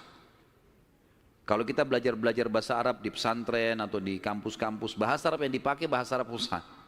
Dia punya grammar rapi. Gitu. Ada bahasa ammiyah, yang kedua, bahasa pasar. Ini bahasanya dialeknya berbeda-beda, Mesir berbeda, Tunis berbeda, Saudi berbeda, dialek bahasa pasarnya berbeda. Ini tidak punya grammar, lebih teracak. Ya mungkin kalau dalam bahasa Inggris dari Inggris sendiri, negeri Inggris dengan dari Amerika, agak berbeda, grammarnya lebih rapi gitu kan. Tapi kita tidak bahas masalah itu tentunya. Yang jelas orang-orang Quraisy untuk menjaga bahasa fusha, maka mereka menitipkan anak mereka ke Badui, karena orang Badui masih pakai bahasa fusha. Sementara penduduk asli Mekah pada saat itu sudah sering lalu-lalang jemaah haji. Jemaah haji ini dari berbagai wilayah. Makanya kita temukan bahasa Arab yang kalau tanda kutip ya, yang paling kacau itu bahasa Arabnya orang Mekah sampai hari ini. Karena bercampur baur antara bahasa Arab dengan bahasa Urdu dengan bahasa Indonesia, dengan campur-campur. Jadi kalau kita ngomong sama mereka itu nggak jelas kadang-kadang. Memang orang-orang Mekah dikenal begitu, karena memang campur baurnya jemaah haji ini. Karena mereka nggak bisa bahasa Arab, mereka pakai bahasanya. Jadi orang sana terpaksa belajar bahasa Persia, belajar bahasa Melayu, belajar macam-macam. Seperti itulah. Nah, dari zaman dulu memang orang-orang Quraisy sudah khawatir dengan itu, perubahan bahasa. Yang kedua, alasannya kenapa anak-anak mereka dititipkan di padang pasir, karena sisi kesehatan. Padahal zaman dulu belum ada seperti kita ya, masalah kimia-kimia dan segala polusi udara masih belum ada. Tapi orang-orang Quraisy sudah berpikir itu. Anak-anak mereka ditinggalkan di padang pasir untuk menjaga kesehatan tubuh mereka, karena makanannya alami gitu kan. Hewan-hewan yang langsung disembelih, langsung dimakan, susu kambing yang diminum, memang sehat. Dan juga udara gitu kan. Serta juga orang-orang Badui ini melatih anak-anak mereka hidup untuk hidup susah. Berburulah, membantu orang tuanya, seperti itulah. Nabi SAW pada saat lahir, secara kebetulan wanita-wanita Badui dari suku Sa'diyah kebetulan memang terkenal suka menjual jasa susu ini. Banyak ibu-ibu mereka, wanita mereka yang baru melahirkan, air susunya banyak, mereka pun pergi ke Mekah atau ke kota-kota lain nawarin jasa. Ada yang mau nggak titipin anaknya 2 tahun, kemudian nanti bayar upah gitu. Bisa orang tuanya datang mengunjungi, nanti balik lagi. Pokoknya anak-anak ini dijamin dijaga. Dan suku Sa'di ini terkenal suku-suku orang-orang yang amanah. Maka orang tidak ragu nitipan anaknya. Datanglah beberapa wanita dari Sa'diyah, di antaranya Halimah. Halimah Sa'diyah ini bersama dengan suaminya bernama Harith. Mereka sama-sama rame-rame datang, dan kebetulan kehidupan Harith dan Halimah ini pas-pasan. Orang miskin lah. Di rumahnya itu bangunan tua, ada seekor unta yang kurus dan ada 2 ekor jantan dan betina kambing, tapi dua-duanya juga kurus, tidak produktif lagi. Dan Halimah dan Harith punya anak banyak. Mereka akhirnya mengadu nasib pergi ke Mekah. Saat tiba di Mekah, mereka kelilinglah nawarin jasa. Biasanya kalau sudah datang wanita-wanita ini, orang-orang ibu-ibu Mekah pada datang, nih tawarin anaknya dan seterusnya. Mereka keliling-keliling, semuanya menawarkan diri kepada orang-orang kaya karena akan dibayar. Dan pada saat mereka melewati Nabi SAW, mereka menolak. Karena pada saat itu mereka tahunya Nabi SAW tidak memiliki ayah. Abdullah meninggal waktu umur 6 bulan. Siapa yang mau tanggung nih? Abdul Muttalib waktu itu betul Raja Mekah, tapi Abdul Muttalib ini sibuk membiayai jemaah haji ya, dan memang tidak bisa. Intinya orang-orang perempuan-perempuan saat dia tidak mau menerima Nabi SAW. Semua bawa anak, mau pulang ke kampungnya, tinggal Halimah yang tidak dapat. Lalu suaminya bilang, si Harith, hai Halimah, coba seandainya kamu ambil anak yatim itu, siapa tahu baik buat kita. Maka Halimah pun mengatakan, baiklah, daripada kita pulang dengan tangan kosong, lebih baik kita ambil. Subhanallah, begitu Halimah pegang Nabi SAW, di situ terjadi keberkahan. Waktu datang ke Mekah, Halimah menunggangi keledai, keledainya kurus sekali dan selalu lambat di belakang. Sampai teman-temannya Halimah kayak ngolok-ngolok, "Hai Halimah, cepatlah, keledaimu melambatkan kami." Dan keledai-keledai yang lain bisa 2 orang naikin, keledai Halimah nggak bisa. Jadi Harith selalu megang saja talinya gitu. Waktu dia mengambil Nabi SAW, kejadian aneh yang pertama, yang unik. Bukan aneh, tapi unik ya. Pada saat itu adalah keledainya Halimah tiba-tiba jadi kuat. Dan pada saat Halimah naik, karena tidak bisa dikontrol, maka Harith pun naik di atasnya, di keledai ini, dan larinya kencang sekali, ninggalin teman-temannya. Sampai teman-temannya Halimah bilang, "Hai Halimah, itu keledai tadi yang kamu pakai ke Mekah." Dia bilang, "Iya, tapi kita nggak bisa ngontrol, ini lari kencang sekali keledainya." Lalu kemudian pada saat tiba di sana, Halimah memiliki tadi saya bilang seekor unta betina yang lemah. Tiba-tiba saja waktu tiba di rumah dilihat untanya gemuk. Ini baru 2-3 hari ditinggalkan, nggak ada yang urus, gemuk sekali untanya. Dan tiba-tiba saja unta betina itu punya kantong susu yang penuh. Sehingga Halimah sama Harith memerahnya, dan setiap habis diperah penuh lagi. Biasanya unta butuh makan, minum dulu baru penuh, ini enggak. Setiap habis diperah penuh lagi. Dia minum dengan anaknya, dengan istrinya, si Harith ini dengan Halimah minum, kemudian anak-anaknya, dan bahkan sempat dibagi-bagi ke teman-temannya, tetangganya. Karena penuhnya, setiap diperah, kasih lagi, penuh lagi. Begitu terus. Ya. Kemudian 2 kambing, jantan dan betina yang kurus juga tadi, tiba-tiba gemuk, dan tiba-tiba betinanya hamil dan punya anak, dan akhirnya menjadi banyak. Karena banyak, oleh Halimah dan Harith dijuallah beberapa ekor domba ini, dapat duit, dibeli unta jantan, lalu diternak lagi unta jantan ini sama yang betina. Tiba-tiba saja punyanya Halimah ini domba dan unta ini menjadi banyak sekali, dan Halimah serta Harith menjadi orang paling kaya di saat dia. Sampai akhirnya Halimah tidak butuh lagi untuk mengambil anak-anak yang disusui. Berkah luar biasa. Sampai terkenal di suku Sa'diyah pada saat itu, mereka berkata, dimanapun Halimah dan Harith gembalakan dombanya atau untanya, ikutkan, karena pasti gemuk. Dan memang betul, kalau ikut digabungkan berdekatan dengan gembalanya mereka, jadi hebat, jadi bagus, jadi subur. Jadi begitu luar biasa berkahnya. Halimah berkata, dinukil dalam buku-buku sejarah tentunya, Muhammad telah tumbuh tidak alami, bukan seperti anak-anak sebayahnya. Pada saat dia umur 2 tahun, perilakunya dan pemahamannya sudah seperti anak 6 tahun. Mudah diberikan penjelasan, tidak suka membuat marah, banyak hal-hal gitu. Saat tiba masa pengembalian, sudah umur 2 tahun, Halimah dan Harith pergi membawa Nabi SAW ke Mekah untuk dikembalikan pada Aminah, tapi mereka memohon-mohon, "Tolonglah hai Aminah, biarkanlah tinggal bersama kami. Anak ini kami akan jaga, lihat sehat Muhammad, gak ada masalah." Karena mereka lihat berkahnya. Dan kami tidak butuh bayaran, gak usah bayar. Muhammad ini waktu datang luar biasa, kejadiannya begini, segala macam. Baiklah, kata Aminah, silahkan. Dibawa, tentu Aminah ini bolak-balik ya, ngelihat anaknya, balik lagi, tapi tinggal di sana.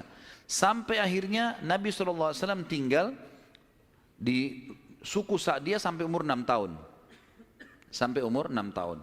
Nah, di umur 6 tahun ini teman-teman ada kejadian. Waktu Halimah lagi masak, tiba-tiba saja dari kejauhan anaknya lari. Jadi ada anak Halimah laki-laki dan perempuan yang kurang lebih sebaya dengan Nabi SAW. Ada yang lainnya tentu sudah besar-besar. Nah, si laki-laki ini yang lebih tua dari Nabi SAW lari-lari mengatakan, "Wahai ibu, saudaraku dari Quraisy telah dikeroyokin oleh 2 orang. Lihatlah." Maka Halimah ketakutan, keluar dari rumahnya, minta anaknya mana, tunjukin tempatnya. Begitu dilihat, ternyata Nabi SAW memang tergeletak di tanah. Lalu Halimah nanya, "Hai Muhammad, apa yang terjadi dengan kau?" Dalam riwayat-riwayat Bukhari itu umpamanya disebutkan ya, bahwasanya Nabi SAW mengatakan, ya, pada saat itu telah datang kepadaku 2 orang laki-laki yang menjatuhkanku ke tanah, kemudian membelah dadahku dan mengeluarkan sesuatu yang hitam darinya. Lalu kemudian menutupnya kembali. Nabi SAW dengan polos jawabnya gitu. Maka Halimah pun membuka baju Nabi SAW dan menemukan memang ada bekas jahitan. Karena ketakutan, Akhirnya Halimah bersama Harith membawa pulang Nabi SAW ke Mekah. Hai Aminah, ini anakmu, ini masih sehat, ya, utuh, nggak ada apa-apa, ambillah kembali. Aminah kaget, kenapa kalian kembalikan? Dulu kalian yang ngotot mau tahan, kenapa sekarang memohon supaya diambil kembali? Kenapa? Akhirnya kena terdesak, mereka bilang, ada kejadian begini dan begitu. Lalu Aminah mengatakan, apakah kalian mengira bahwasanya anakku ini diganggu oleh syaitan? Tidak mungkin. Karena pada saat aku sedang hamil, aku mimpi ada kalimat yang aku ucapkan, U'idhuhu billahil azim min kulli syarrin wa ainin hasid. Aku berlindung kepada Allah untuk bayi ini dari semua keburukan dan iri dengkinya orang lain. Tapi Halimah dan Harith sudah ketakutan, dikembalikanlah Nabi SAW di umur 6 tahun itu. Di umur 6 tahun ini dia kembali ke pangkuan, Nabi SAW kembali ke pangkuan ibunya Aminah. Tepatnya beberapa bulan setelah kembali, Aminah mengajak Nabi SAW mengunjungi paman-pamannya Aminah di Madinah. Ya, Nabi SAW umur 6 tahun sudah ke Madinah, gitu kan. Tinggal beberapa hari pada saat pulang menuju ke Mekah, tepatnya di wilayah namanya Rabwah. Rabwah sekarang masih ada wilayah itu tentunya. Mungkin kalau tidak salah sekitar 80 sampai 100 km lah dari kota Mekah, kalau saya tidak salah tentunya, ya. Itu Aminah sakit keras dan meninggal di tempat itu dan dikubur di situ. Lalu Nabi SAW dibawa pulang ke Mekah oleh pembantunya Aminah dan diserahkan kepada kakeknya Abdul Muttalib. Dan Abdul Muttalib ini memelihara Nabi SAW dari umur 6 tahun sampai 8 tahun, 2 tahun. Di sini Nabi SAW belajar banyak sekali dari Abdul Muttalib, belajar kepemimpinan. Karena Abdul Muttalib ini pemimpin pada saat itu. Nabi SAW selalu di mana kakeknya, di situ dia. Terutama di majlis di Darun Nadwah. Setiap kali duduk selalu dilihat bagaimana dipecahin masalah. Dan Abdul Muttalib ini memiliki sebuah tempat duduk yang tidak boleh ada orang duduk situ, termasuk anak-anaknya. Paman-paman Nabi SAW semua tidak boleh duduk. Tapi Nabi SAW setiap hari kalau datang lebih dulu dari kakeknya, dia duduk di kursi situ. Umur 8 tahun. Setiap kali paman-pamannya usir, dia suruh pindahin karena dianggap anak kecil. Nabi SAW mengeluh sama kakeknya. Ini paman-paman saya larang saya. Maka Abdul Muttalib mengatakan, jangan larang anak ini, biarkan dia duduk di sini. Yang lain tidak boleh kecuali dia. Maka kata ahli sejarah, Nabi SAW belajar banyak sekali hal, diantaranya bagaimana dia menjadi tokoh masyarakat. Baru 6 sampai 8 tahun ya.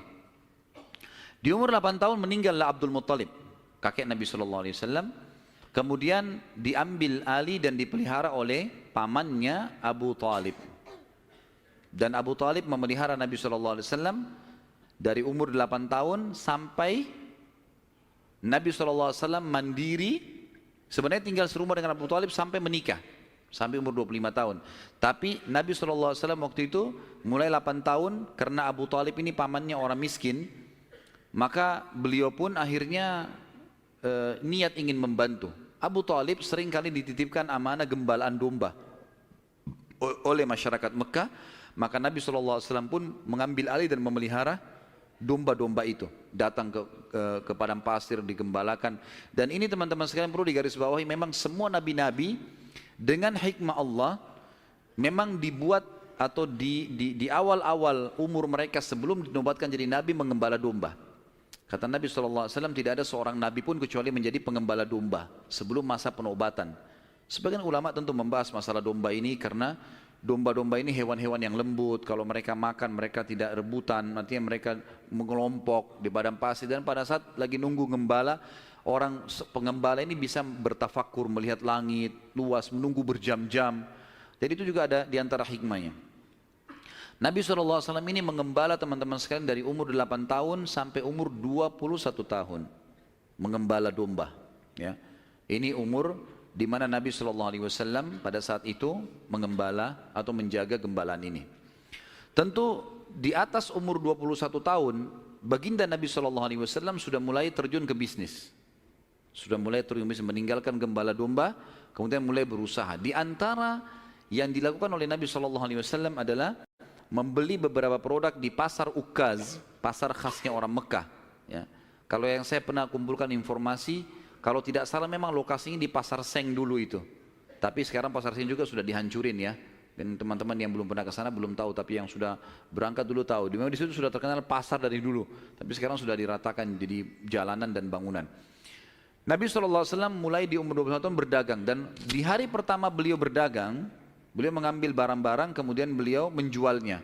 Ada satu orang yang datang membeli dagangan Nabi SAW, membeli dagangan Nabi SAW. Orang ini dari luar Mekah.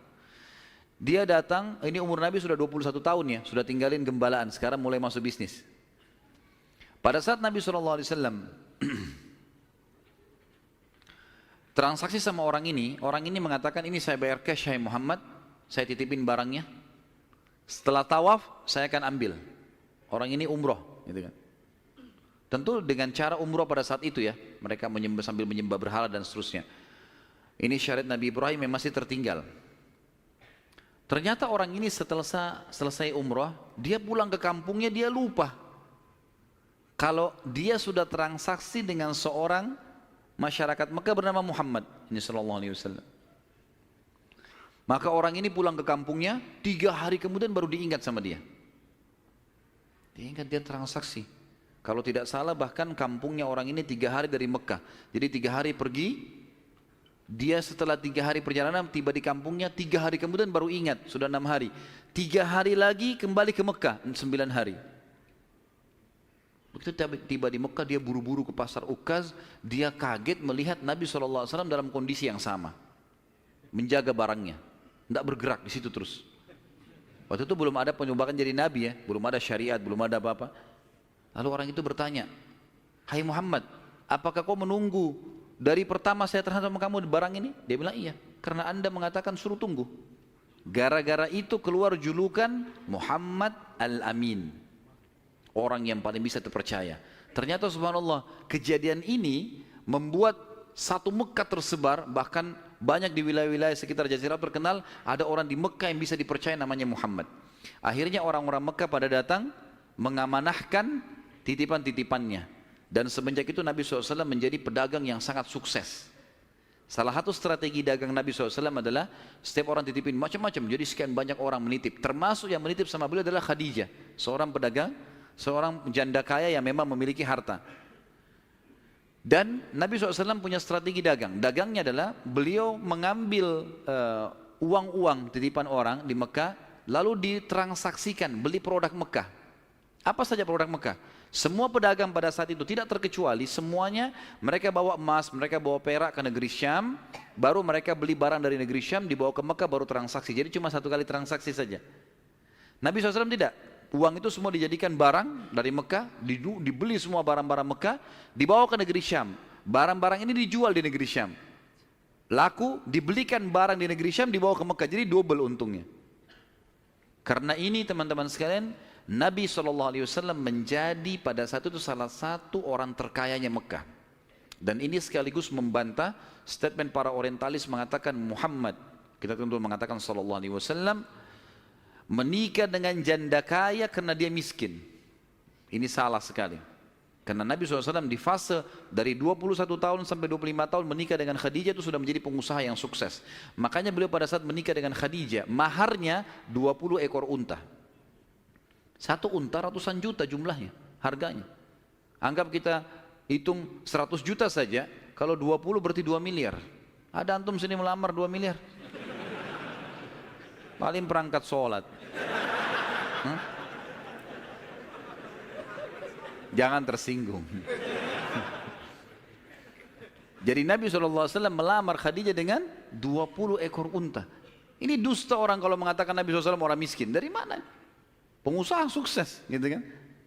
Dan waktu itu umurnya masih 25 tahun. Baik teman-teman sekalian, saya akan tutup pertemuan kita ini dengan, nanti kita akan kembali ke kisah Khadijah ya, radhiyallahu anha, nanti pernikahannya dengan Nabi SAW segala.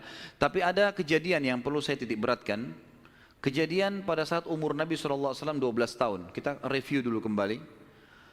Waktu umur 12 tahun, kan beliau dari umur 8 tahun sampai menikah kan tinggal sama Abu Talib.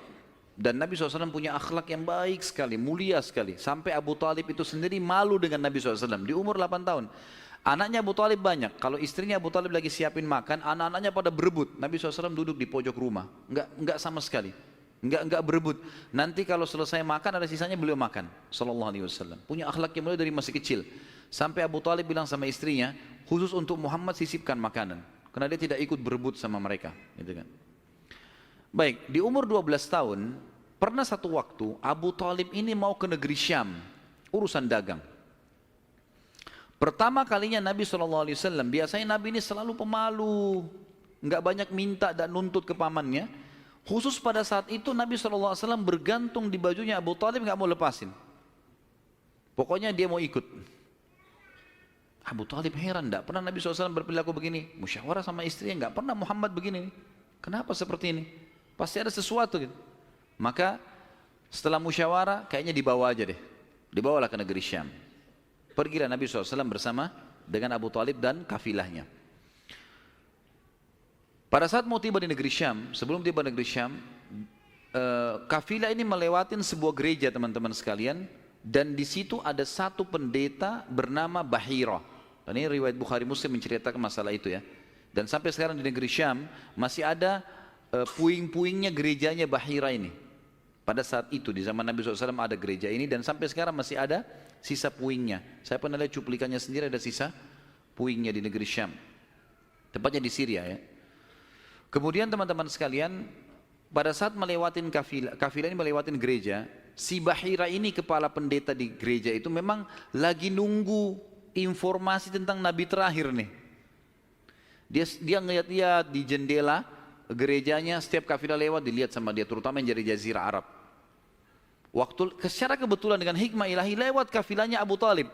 Dan kafilah ini agak berbeda dengan yang lainnya. Kafilah itu berarti 3 unta ke atas ya, baru dinamakan kafilah.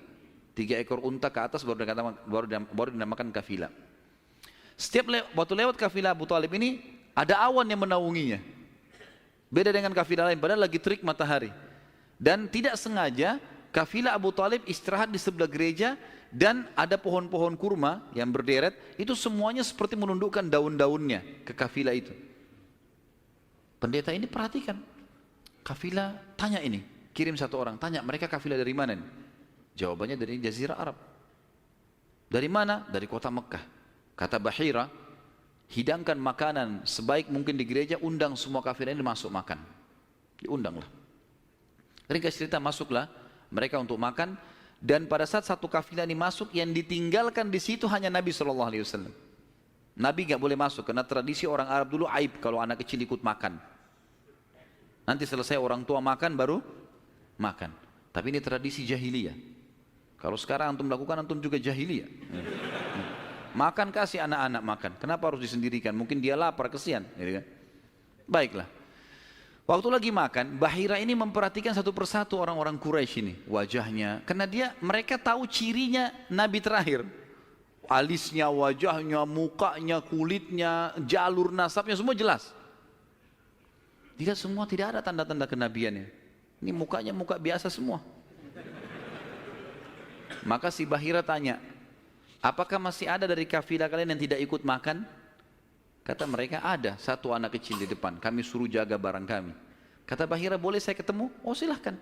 Mereka lagi asyik makan. Bahira keluar menemui Nabi SAW. Nabi lagi duduk di bawah pohon. Lalu Bahira memanggil dia, mengatakan, hai anak kecil, ikutlah dengan saya. Kafilahnya disuruh jaga oleh beberapa pegawainya Bahira ini. Masuk di satu ruangan di gereja.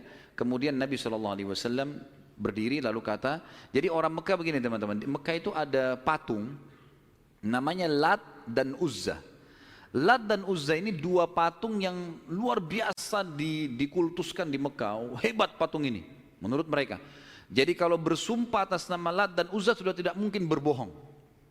Kalau bohong kualat nih. Maka pendeta ini tahu Bahira. Dia bilang, hai anak kecil, saya akan bertanya kepadamu atas nama Lat dan Uzza. Ini semua anak kecil sampai orang tua di Mekah tahu nama ini. Dan mereka ketakutan kalau dengar nama ini. Apa jawaban Nabi SAW waktu itu umur 12 tahun. Masih kecil, kalau kita sekarang masih SD. Gitu kan. Maka beliau mengatakan, jangan engkau sebutkan 2 nama berhala itu karena aku membencinya. Aku tidak suka dengan patung itu. Penasaran Bahir.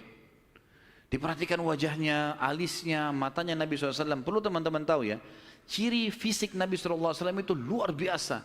Tersebutkan secara rinci di Taurat dan Injil. Allah mengatakan dalam Al-Quran, A'udzubillahi minasyaitonirrajim, ya'rifunahu kama ya'rifuna abna'ahum. Orang-orang ahli kitab, terutama Yahudi dan Nasrani ini, maksudnya orang Yahudi dan Nasrani, betul-betul mengetahui Muhammad SAW sebagaimana mereka mengenal anak-anaknya. Karena terinci. Disebutkan dalam hadis, alis Nabi SAW seperti busur panah yang lebar, berwarna hitam dan tebal. Bola mata beliau SAW besar, kelopaknya, dan dipenuhi dengan bulu mata yang lebat. Bola matanya putihnya putih bersih, hitamnya hitam pekat. Hidungnya yang mancung, bibir, dahi dan pipi yang setara dengan wajah, tidak oval dan juga tidak bulat, gitu kan. Kulitnya sangat putih sampai Nabi SAW pipinya kemerah-merahan. Jadi sangat tampan, luar biasa. Sampai ahli hadis mengatakan kalau Yusuf alaihissalam diberikan sepertiga gagahan dunia, maka Nabi SAW memberikan seluruh kegagahan dunia. Tidak pernah ada orang melihat Nabi SAW tidak suka. Manusia terbaik, pilihan, paling sempurna nasabnya, paling sempurna ilmunya, fisiknya, segala-galanya. Bahira memperhatikan Nabi SAW, ini semua ciri yang disebutkan dalam Injil ada. Dia masih bimbang, dia ingin buktikan satu hal. Apa itu? Dalam Taurat dan Injil juga disebutkan Nabi, setiap Nabi itu punya tanda kenabian. Apa tanda kenabian teman-teman sekalian? Sebuah daging yang menggumpal di pundak sebelah kanan. Dan daging itu berwarna merah kehitam-hitaman dan dimiliki dengan atau memiliki bulu yang lebat. Maka Bahira berkata, hai anak kecil, apa kau izinkan saya untuk melihat punggungmu? Dia mengatakan, iya silakan. Dibukalah oleh Nabi SAW. Begitu dia lihat tanda itu, lalu Bahira menciumnya dan mengatakan, kaulah orangnya. Tapi garis bawah satu hal ya, tanda ini tanda kenabian. Sudah selesai dengan Nabi Muhammad SAW. Jadi kalau di punggung antum ada dusta semua itu. Tidak ada hubungannya sama Nabi. Loh ya, karena banyak orang yang ngaku-ngaku Nabi nih. Kata Nabi SAW akan datang 50 dajjal, pendusta. Setelah aku meninggal, mengaku semuanya Nabi. Mereka semua pendusta, aku penutup para Nabi dan Rasul, gitu kan. Karena ada orang mengaku gitu. Jadi ini khas untuk Nabi-Nabi dan sudah ditutup dengan Nabi Muhammad SAW. Sudah habis ceritanya. Nah, jadi kalau ada yang gumpal-gumpal tuh daging numpang aja. Pada saat itu Bahira pun membawa Nabi SAW masuk ke dalam ruangan makan lalu berkata, siapa walinya anak ini? Wali, ya. Siapa walinya anak ini? Kata Abu Talib, saya ayahnya. Abu Talib berkata, pamannya. Kata Bahira, tidak mungkin kau ayahnya. Anak ini mati ayahnya waktu dia masih 6 bulan di perut ibunya. Pendeta di negeri Syam tahu. Anak ini meninggal ayahnya waktu dia umur 6 bulan di perut ibunya. Dan ibunya meninggal pada saat dia umur 6 tahun. Serta dia dibina dan dididik. Dibina itu maksudnya dikasih, kalau bahasa Arab itu bina itu berarti seperti bangunan itu dibanguni, dididik, dibesarkan dan seterusnya oleh kakeknya sampai umur 8 tahun. Dan kalau kau benar kerabatnya, kau adalah pamannya. Abu Talib kaget, dari mana anda tahu semua itu? Benar semua. Dia bilang, kami temukan dalam kitab kami. Ketahuilah, keponakan kau ini adalah nabi terakhir yang sedang ditunggu oleh orang-orang. Dan kalau orang Yahudi tahu dia dari turunan Arab, maka pasti mereka akan membunuhnya sebagaimana mereka berusaha membunuh Isa alaihissalam. Kalau mereka tidak suka, mereka tolak, gitu kan? Maka jangan bawa ke negeri Syam, bawa pulang ke Mekah segera. Akhirnya dibawa pulanglah Nabi SAW ke Mekah pada saat itu. Waktu dibawa pulang ke Mekah, setelah tiba di Mekah, maka ada kejadian kecil di sini dan kita tutup dengan ini tentunya. Waktu sudah pulang ke Mekah, Abu Talib sudah mulai ketakutan karena dia sudah dengar informasi tentang ponakannya nih. Zaman dulu juga teman-teman sekalian, ada tradisi buruk ini sebenarnya, tradisi buruk juga. Seringkali dukun-dukun dan peramal ini menjual jasa. Mereka datangin negeri-negeri atau kota-kota, tawarin jasa. Datang, tancapin kemah, kemudian mereka jual jasa. Ayo siapa yang mau diramal, bayar, gitu kan? Seperti itulah.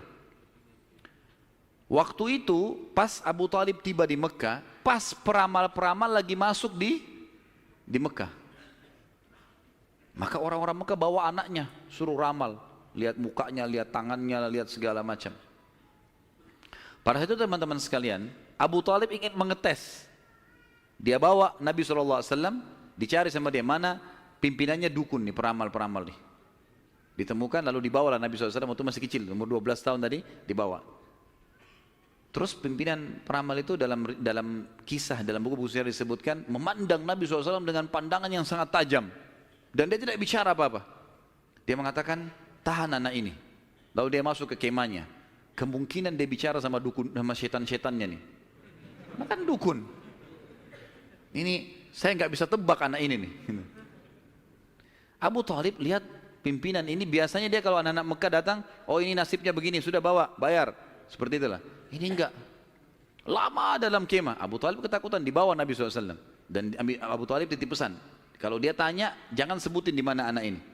Dibawalah Nabi SAW pulang ke rumah, Abu Thalib kembali ke situ. Lama, baru dukun itu keluar, peramal itu keluar dari kemahnya. Lalu dia teriak, mana anak tadi itu di sini? Nggak ada yang nyaut, karena Abu Thalib sudah titip pesan. Abu Thalib waktu itu termasuk anaknya Abdul Muttalib, Raja Mekah. Tapi Abu Thalib tidak dinobatkan jadi raja pada saat itu kan. Maka mereka diam. Yang kedua kali, mana anak itu di sini? Sampai 3 kali, kesimpulan terakhir, kata peramal itu, kita tentu tidak percaya peramal, tapi dia mengatakan, ya, kalau anak itu memiliki kedudukan yang sangat tinggi, dan dia akan memimpin dunia. Begitu loh bahasanya. Dengan ini teman-teman sekalian, maka orang-orang Mekah jadi lebih yakin kalau Nabi SAW ini punya kedudukan. Walaupun kita secara orang Muslim tidak percaya dengan dukun semuanya, tapi historinya begitu. Secara histori seperti itu. Allahu a'lam. Dan insya Allah nanti kedepannya kita akan bahas tentang pernikahan Nabi SAW, prosesi pernikahannya, ya, kemudian anak-anaknya, sampai ke masa fase kenabian. Allahu a'lam.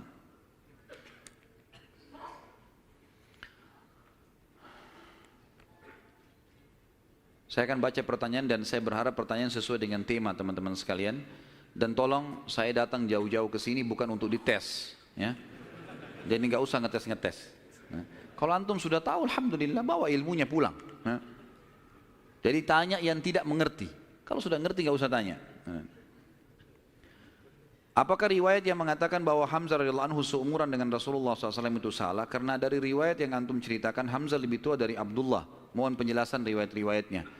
Yang dimaksud dalam riwayat Nabi SAW sebaya, bukan seumur dengan Hamzah. Sebaya, orang-orang Arab itu membahasakan sebaya itu seperti orang yang setara postur tubuhnya, ya, dekat paras wajahnya.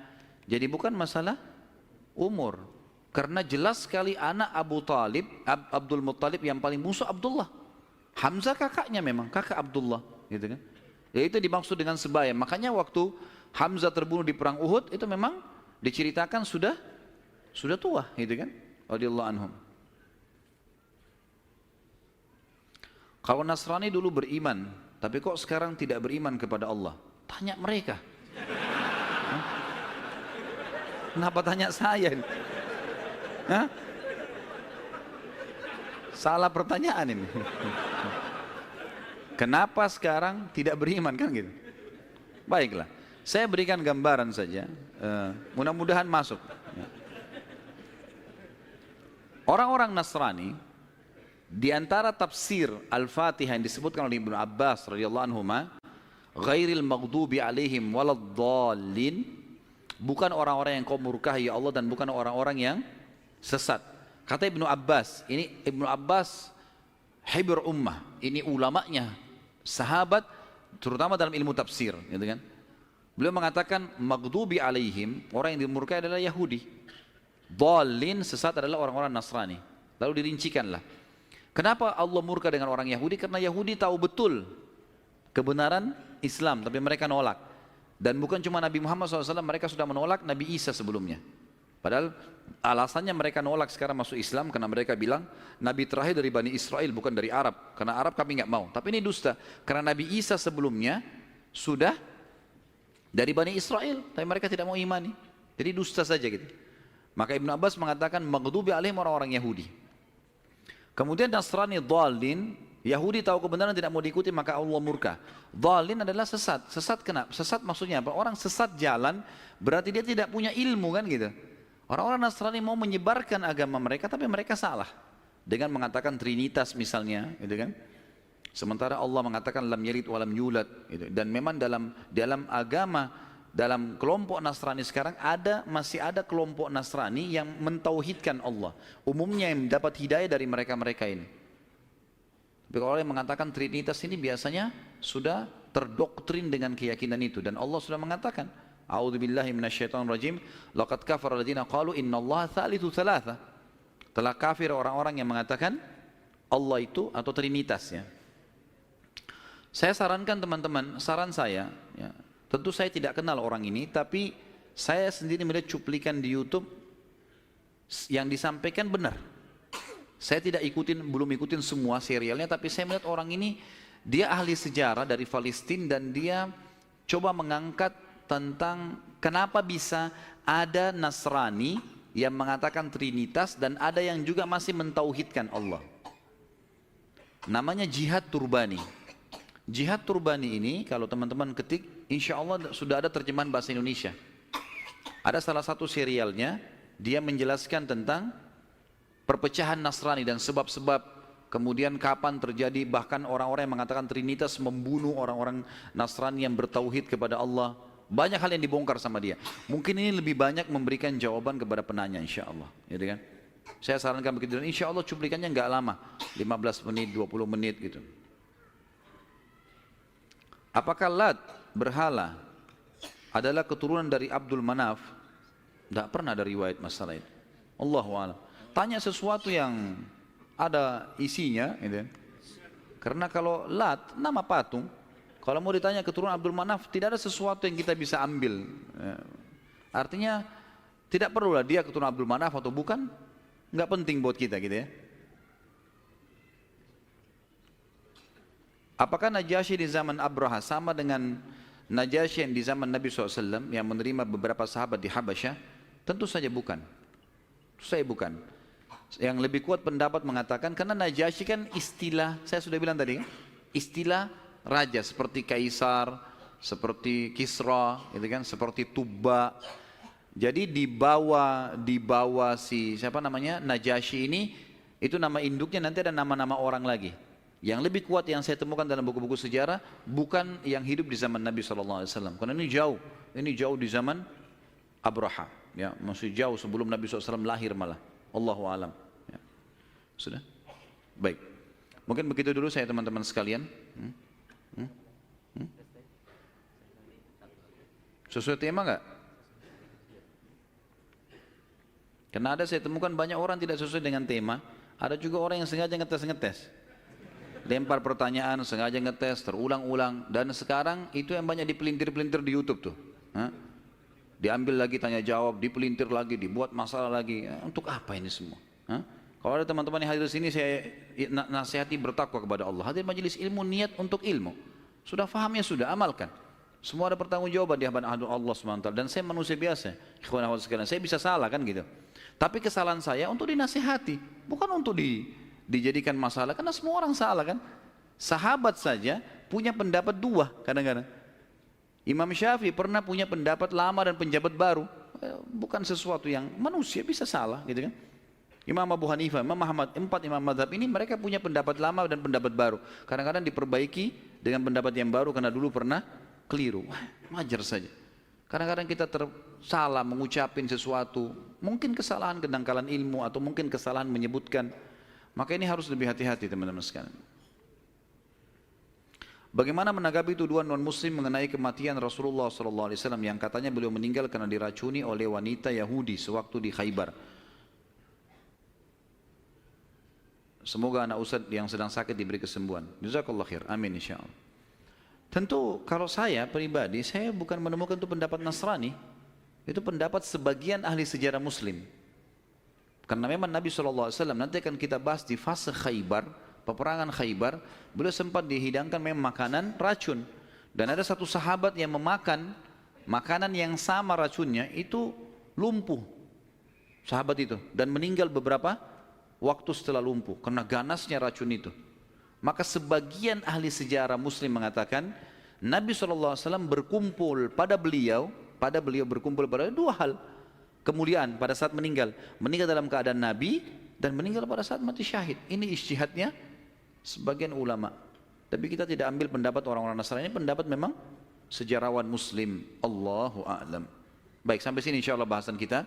Dan kita akan lanjutkan nanti dengan izin Allah, kalau Allah masih panjangkan umur dan berkahi, bulan depan insya Allah masalah menikahnya Nabi SAW dengan Khadijah, keturunan